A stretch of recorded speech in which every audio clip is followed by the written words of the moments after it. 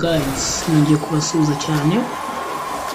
Uyu munsi ugusuhuza n'ubundi ni wa wundi ni Modern Boy, your teacher ku ikoranabuhanga. Mu minsi ndi gukora content zigufasha kubona akazi vuba kugira ngo witeze imbere. Yes, n'ubundi navugaga yuko tuziga ikoranabuhanga tukiga n'uburyo twaribyaza umusaruro. Iki nacyo ni igice cyo kwiga ikoranabuhanga. That's why aka kanya ndi kukubwira ngo wisanze n'ahandi ni kuri Skillnet Rwanda, ishuri ry'abanyarwanda. Uyu munsi rero wakibaza ngo tugiye kujya hehe. Rero icara hasi cyangwa se ufata agatebe wicareho niba ugafite, cyangwa se wicare ku mukeka niba ari ufite, ubundi uze tugendane step by step mwereke akazi ku bantu bize bakeneye akazi. Uyu munsi ngiye kureba abantu bashaka kuba abanimateri n'abanimatrice. Nibo nshaka.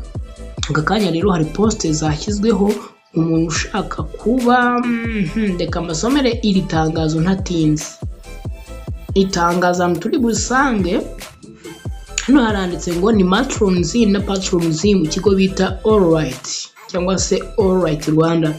Allright works with its partner and constituencies to provide opportunities and expertise to refugees, displaced people and host communities to better survive the conflict and crisis and to rebuild lives of Uganda. Urumva ko tushatse kubivuga mu Kinyarwanda, iyi Allright ni ikigo gikorana n'abafatanyabikorwa bacyo kugira ngo batange amahirwe ndetse bamenyeshe nko kwigisha impunzi n'abandi bantu bose bagiye bakurwa mu byabo kugira ngo babashe kubaha ubumenyi ndetse no kubatoza aho batuye ndetse no kubarinda amakimbirane, gukomeza gutuma babaho neza no kongera kwiyubaka.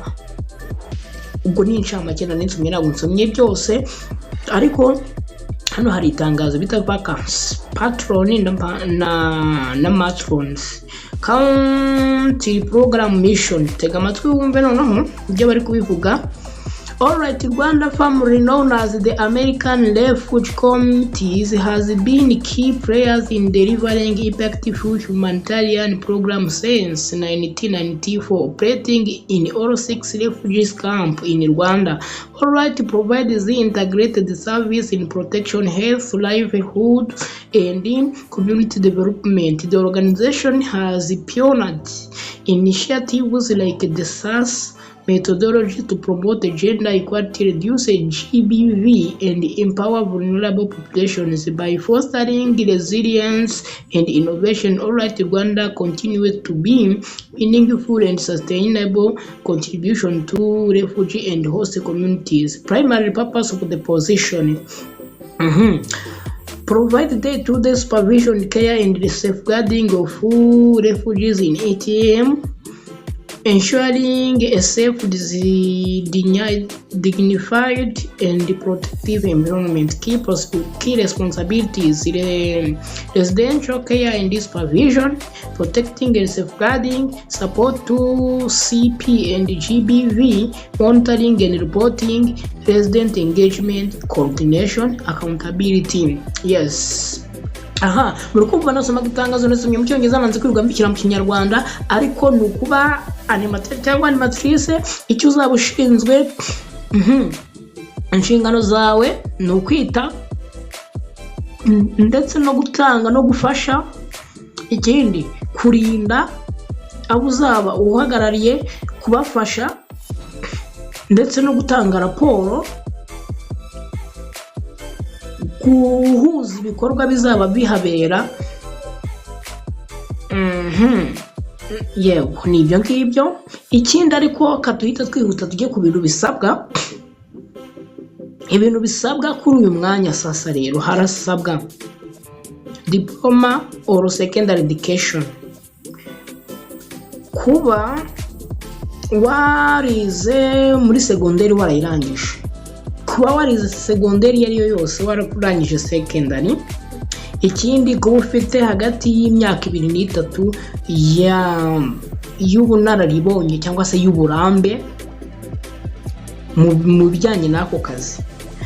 Ikindi kuba ufiteho ubumenyi muri CP na GB fee ndetse niyo bita safeguarding.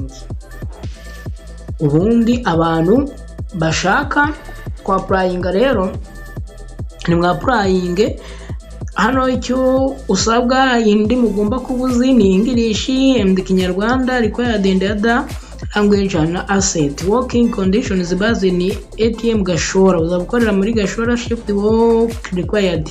Shano gusimburwa cyangwa se ukajya gusimburana n'abandi. Safeguarding, all right has zero tolerance for CEE. All staff must adhere to safeguarding policies. Ugomba kwirinda aho na tolerance ugomba gufasha gukora ibiteme cyangwa ukubangamira. Ni nko kubangamira yo safeguarding ni kurinda umuntu cyamuhangayikisha cyangwa se icyamubuza amahwemo n'amahoro. No kusanga utazi safeguarding cyangwa se utabyitaho, ibyo ni ikibazo. Reka twekwirirwa tubivugaho ibyo ngibyo, ahubwo uburyo uzapplyinga ni ukuhe sasa. Rero wowe kwa applyinga kwawe nakundi uri buze wa applyinge kuri email ikurikira. Dore ngiyi hano email uri bwoherezeho icyo ugomba kohereza amadocument yawe. Ugomba kohereza cover letter ifite page imwe, degree yawe cyangwa se diplome yawe na ID yawe biri ndetse na CV yawe updated nibura itarengeje page 3 ndetse n'amazina 3 na nimero zabo y'abantu bagize gute nibura baba reference cyangwa se abantu nyine ba reference, abantu bahamagara abantu 3 bakuzi, ndetse ukanashyiraho nibura ababa bakora ubu ngubu. Document zose ukazogeza kuri email bita rwajobs@wearealright.org. Ubwo abantu bazahamagarwa ni abazaba babaye shortlisted.